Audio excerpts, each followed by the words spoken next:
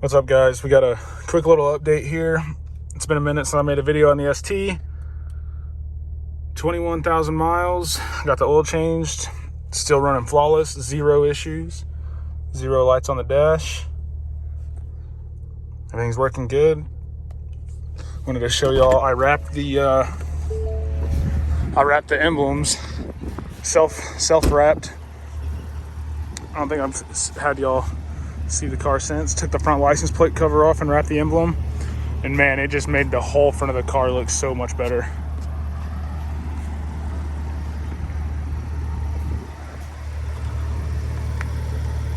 I feel like with the front license plate removed, it really opens up kind of the front fascia a little bit, because then you can now see that grill, that lower grill area a lot better. Plus you don't see these lines break up, so it looks a lot more aggressive, right?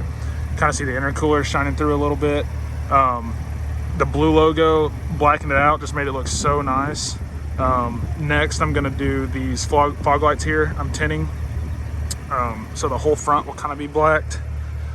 I think it'll look real mean. I don't know how well y'all can see that with the sun. I probably should have parked the other way, but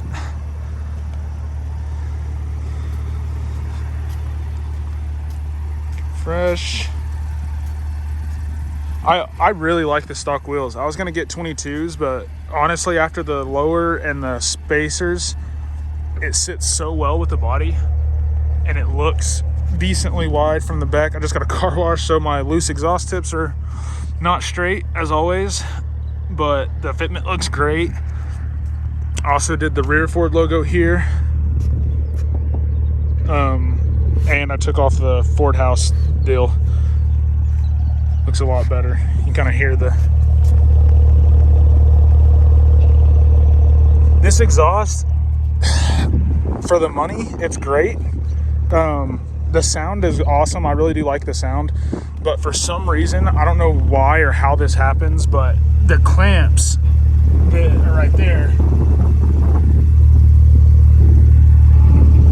they're loose, and also they don't stay very straight. So anytime I get a car wash or something and stuff whacks the outside of them, they get uneven, and it's pretty frustrating. And you can really just like look, it's actually hitting right there. You can kind of push them back on a little bit, and look how easy that moves. I mean, it's just, that's the only thing that I would kind of complain about, is the clamps aren't tight enough, and I don't know why. Really don't know why that was an issue. Gonna tint the tail lights too. I think it'll look nice. Have it on the E50 tune right now. Just wanted to kind of give a walk around on everything.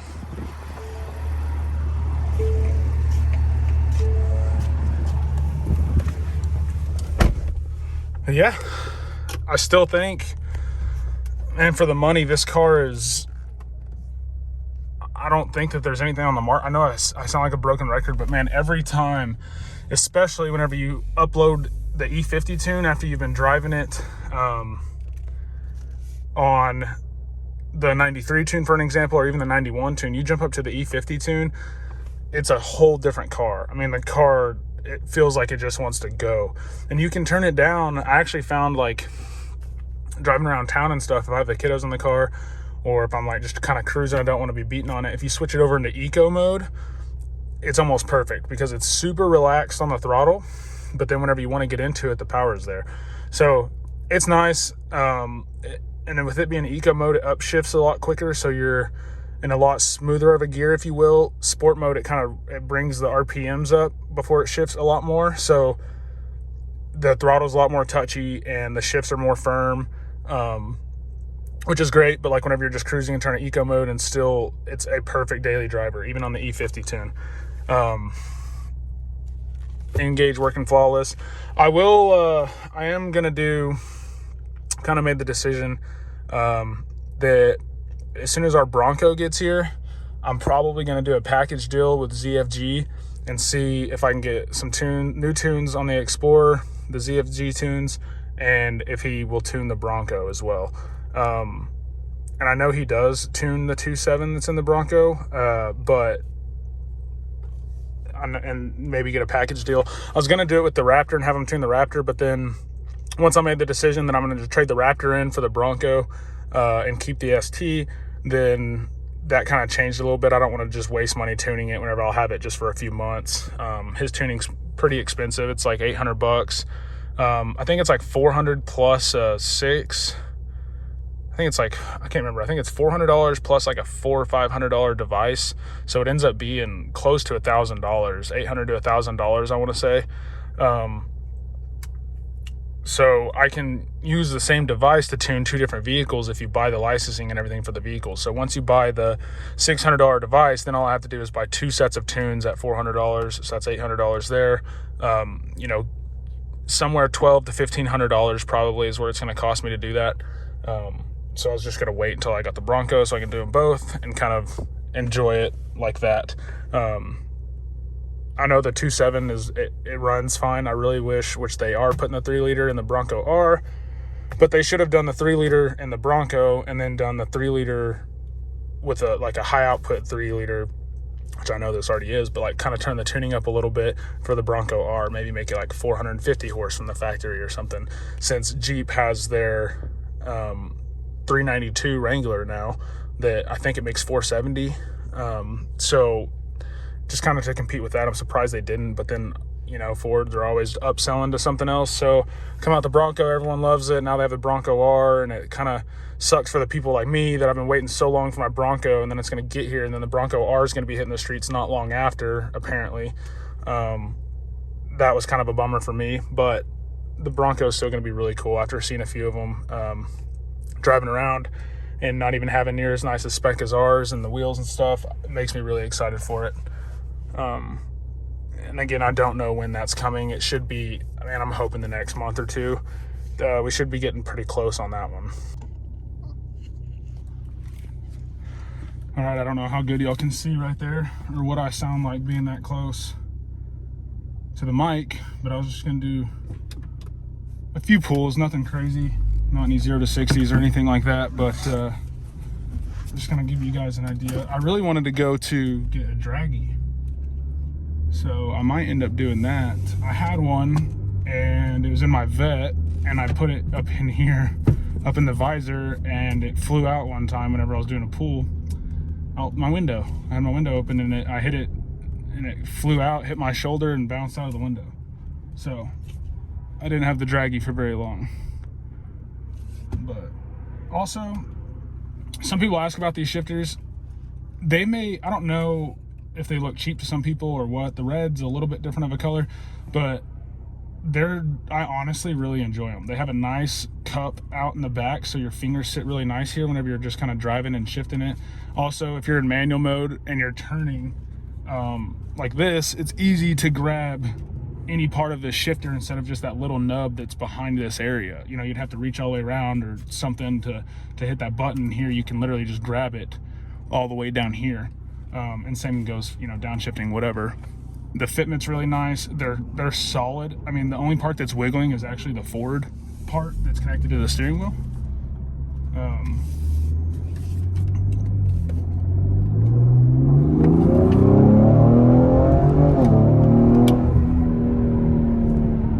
You kind of get some pops in the exhaust. I want to do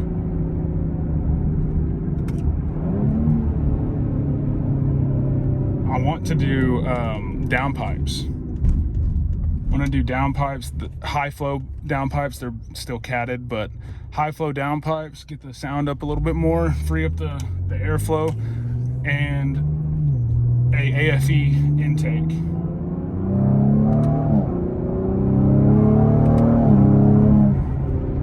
It sounds awesome. I think, having a blow off valve on this would be cool. I can hear the blow off a little bit whenever I get under load, but y'all probably can't hear that, or you probably can't hear it outside the car. I can just barely hear it through right through that area. But yeah, AFE intake, catted downpipes or high flow downpipes, and the ZFG tune. And I think this thing will be a completely different animal all over again. you basically max out the turbos and the fuel system whenever you're on an E50 ZFG tune with the intercooler and the intake and everything. The next step after that would be to go to bigger turbos, because I believe the turbos are pretty much maxed out about that 550-ish range, if I'm not mistaken.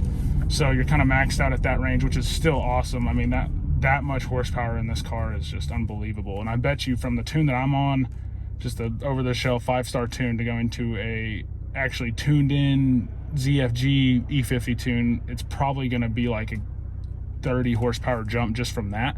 So I should be in the 530-ish range after ZFG, and then, you know, on the E50 tune and the intercooler, basically maxing everything out right there about that 530 to 550 range. And then you can also, you know, pull it back to the 93 tune and be at the 480 range. So that's kind of, I think 440 maybe, or 480, I think 440. So, you know, you got 100 horsepower basically, not boost controller, but just by changing the octane in your tank, what gas you put in, you load the tune in, and it completely changes the way it works. So that is just the coolest part about this vehicle. I know it's already great stock, but man, how easy it is now with these tuners and everything, just to leave it there, tune it at a gas pump. It doesn't take hardly any time. Like right here turning, I can grab this if I want to, or grab the upshift and not have any problem with it. I really like these. I know that's kind of cheesy or whatever, but I think it's nice. My hands are so big, these little paddles felt a little small, and these are a lot better, a lot more user-friendly on it. And I think it just kind of makes the inside look a little bit better. You know, you got some stuff here and there. You know, it's still a family vehicle, but it's fun. I was telling my wife I really don't even have the reason to have the M5 right now, because I like this car so much. And the M5 is really only good from like 50 on. You'll just spin anything under that. So it's fun for highway driving, but this thing is just so fun ripping around town or running errands in it. It's nice and smooth, or it's smoother than the, you know, it's a little bit more rough with the lowering springs on it, but I honestly like the ride improvements there, because of I stiffened everything up a little bit. And I liked that. Like on highway speeds or going around corners or anything like that, I know the sway bar does more for that, but the lowering it helped a lot with, or in my eyes, with the body roll a little bit. And like switching lanes at high speeds and stuff, the thing just feels planted. The spacers and the lowering springs probably have, you know, in combination, things to do with that. But if there's anything else y'all want to see, let me know. Like I said, as soon as Bronco gets here, we'll kind of throw a little bit more money into this. I'd like to get the intake and the downpipes before I go to the ZFG tune, or the downpipes probably at the same time. I'm sure you have to retune it for that, but do that about the same time as the ZFG tune on it, and make this thing even more fun. You know, track is about to start opening up again. It'd be a lot of fun to kind of take this out, run some 8th miles on it. This thing always surprises people when it's out there, and this time I'll actually get some videos for you guys. The only time I went out to the track, I was by myself. I didn't have any of the camera equipment or anything to hold the phone for me, and it was my first time literally the first time on a drag strip, and I didn't want to be like doing it with one hand and trying to film, you know. So we'll get some videos from that, get some kills on there. It's running a lot better than it was whenever I took it the first time, because I got the intercooler on there now. And I also took it out there whenever it was like 70 degrees that night. So the DA is terrible where I live. So I'm excited to kind of take it back. I believe it went at 8.1, was the best on I think it was a 1.8 60 foot. It went at 8.1 in the 8th mile. It's probably high 11s in the quarter. Maybe in Texas here where we're at, it's probably like low 12s if it's a real hot day. But yeah, so overall, incredible vehicle. If y'all have anything else y'all have questions on, let me know. I really like kind of telling y'all as much as I can about this platform, because I feel like a lot of people were in the position that I was, to where the mid-size SUV range, there's not a whole lot of vehicles that you can buy that are a lot of fun, unless you know, the X3M and all those expensive cars. This is a really good compromise. I think it's a real good competitor with the Jeep SRT. It's faster than the SRT once it's tuned. It has more room. It's more comfortable. The gas mileage is better. I think they look better just because the Jeeps are a little bit outdated now. I really think they should kind of switch them up a little bit, especially for how expensive like the Trackhawks and the SRTs are. But they still look great. But you know, that's really the competitor. And then Durango, the SRT Durango, not the Hellcat Durango, but the SRT Durango is still way more expensive. I think 20 grand more than the ST. And it's once you tune the ST, you can tune the Durango too, but tuned ST, tuned Durango, and the ST will walk it. So really, you know, and you get more, you know, decent features, massaging seats, self-driving, that kind of stuff with the ST, that I think puts it at a really nice spot for the price range that it's at. The seats are great. The bucket seats in the back are awesome. You can fit 4 full-size adults in here comfortably, no issues, and more in the back as long as they're not 6 foot plus on the third row there. So really enjoy it. We're going to be taking it to a road trip down to South Texas in the next 2 weeks. We're going to go camping with some family and stuff down there. So we'll do a little road trip with that. Maybe a few videos, some highway pulls, stuff like that whenever we get there. But yeah, if y'all do, it really helps whenever y'all like and comment on the videos, kind of get some traction on some of the stuff, kind of getting the videos out there a little bit more. You know, we got quite a bit of subscribers, which is awesome. You know, we're over 3,000, almost at 3,100, I believe. So that's really cool.